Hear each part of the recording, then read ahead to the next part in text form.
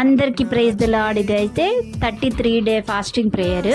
ఇప్పుడు ఎంత త్వరగా గడిచిపోయినాయి కదా. ఈ ఫ్రైడేనే నెక్స్ట్ ఫ్రైడేకి మన గుడ్ ఫ్రైడే అనమాట. అంటే ఇక 1 వీక్ అయితే ఉందన్నమాట. ఇక మాకు ఈరోజు వాక్యంలో చెప్పిండ్రు, దేవుడు అదృశ్యుడు, దేవుడు సకల యుగముల్లో రాజై ఉన్నాడు, దేవుడు అదృశ్యమైన వాడు, వాటి మీద మన ఫోకస్ ఉండాలని చెప్పిండ్రు.